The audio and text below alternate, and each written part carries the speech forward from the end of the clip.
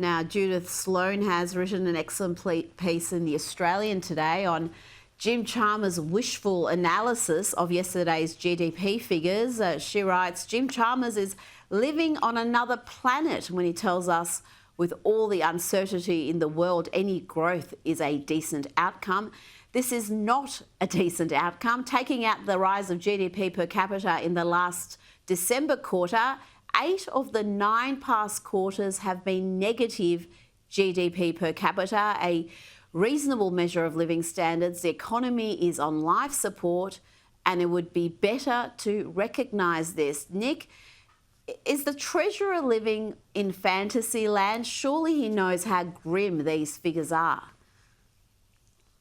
Well, there is really an outbreak of economic illiteracy in the political class in this country, in the media class.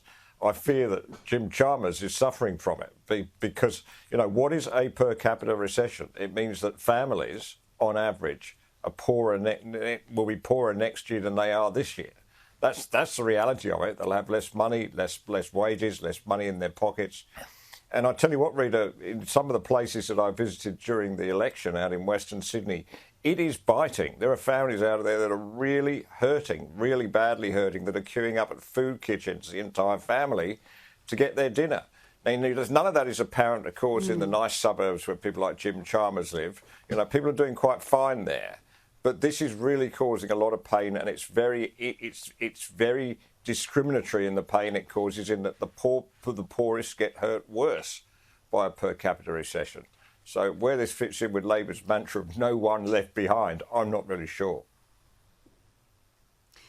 Meanwhile, as we predicted on this program, the leaks against Greens turned Labor Senator Dorinda Cox have begun in earnest. It was always going to happen after she defected from the Greens to Labor. We know more of the investigation into allegations of workplace misconduct made against the senator by former staffers, and now reports that Dorinda Cox allegedly called One Nation leader Pauline Hanson a effing retard in leaked text messages. Nick, the Greens are understandably furious with Senator Cox, and we can probably expect to see more damaging leaks, more damaging text messages. They're all class, aren't they, the Greens, when it comes to their language? I mean, things that you couldn't actually say on this channel. They think that's okay to use that kind of language. I'll tell you what, Pauline Hanson's One Nation did considerably better in the last election in terms of the votes increase than the Greens party. So perhaps they should be looking at Pauline and asking her what the secret is. The secret, of course, is to actually get back with real people and real people's concerns, not off in sort of activist fairyland, which is where the Greens are now. People have been pointing out that they're losing, they're a bit down on the number of Aboriginal people represented in Parliament on behalf of the Greens. I'll tell you what, they are overrepresented in the people with double-barrelled names. Have you noticed that? We've got Hanson Young, Wish Wilson, Ormond Payne, and they're generally, in my experience, people that come from pretty privileged backgrounds, and that's where the Greens are. They really are people with luxury beliefs. Nick, yes, that is an interesting observation. Certainly in my electorate, I noticed a lot of the Greens, a lot of the Teals were very white, very privileged, and of a certain age demographic, older age demographic. It might be different where you are. Now, let's move along to Greta Thunberg. Israel has threatened to raid the boat she's on, which is currently en route to Gaza, carrying her and a number of other leftist activists. Nick, what does Greta and her feral mates, what do they hope to achieve with this activism, going into a war zone and saying that they're going to bring love, humanitarian aid and break the blockade? Yeah, I mean, I guess it's virtue signalling, although I don't know that I'd be suggesting that a young lady does a virtue signalling activity in somewhere where she's liable to get shot or worse. So that's what it is. But this goes to the mind, doesn't it, of the extreme left, which is where she sits. They think they know everything about everything. She thinks she knows everything about climate science, for instance. She understands perfectly why the weather warms and sometimes it cools. Now she thinks she knows everything about the history of the Middle East and who's on the right side of history and who's not. It's just the ignorance of these people that annoys me, Rita. They're allowed to have their opinions. Sure, they can make up their minds, but first they've got to understand what they're talking about. And I think in Greta's case, I think she's rather... She would have been better off spending more time in school and less time on protests, really, because she might actually know something about what she's talking about.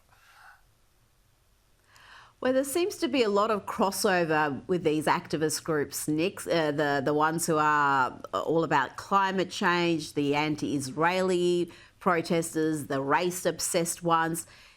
It's pretty much the same mob, isn't it? And that's why she has just effortlessly gone from climate change to now this anti-Israeli activism.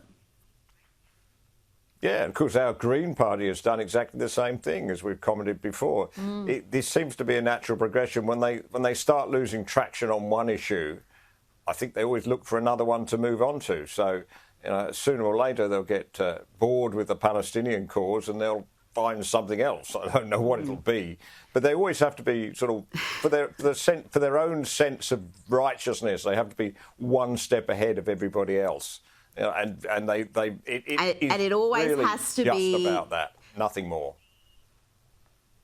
And it's always catastrophe. It's just catastrophizing everything. Yeah. It's about to be the end of the world. It's a genocide. It's the end of the world as we know it with climate change, and just doomsayers. Nick, before you go, President Donald Trump has banned the citizens of 12 countries from travelling to the US and introduced travel restrictions on 7 other countries. Some of the banned countries include Afghanistan, Iran, Libya, Somalia, Sudan. Let's hear from the president earlier today. The recent terror attack in Boulder, Colorado, has underscored the extreme dangers posed to our country by the entry of foreign nationals who are not properly vetted, as well as those who come here as temporary visitors and overstay their visas. We don't want them. In the 21st century, we've seen one terror attack after another carried out by foreign visa overstayers from dangerous places all over the world. Nick, this is reminiscent of a similar ban in his first term, and though that caused enormous angst in the media, it was actually pretty popular with the punters. What do you make of this latest ban? Well, the first thing is none of these 12 countries are on my bucket list, Rita, and I doubt they're on yours either. They are nasty places. There are places where either they use terrorism or they harbour terrorists and to wage war against the United States, Israel and others, or they have uncontrolled crime, drug smuggling, etc. So it's just a hard lesson that some countries don't seem to be able to learn, that people from these environments are likely to bring the same lawlessness or the same political views to your country that they had in theirs. Nick Cater, thanks so much for your time tonight. Thank you, Rita.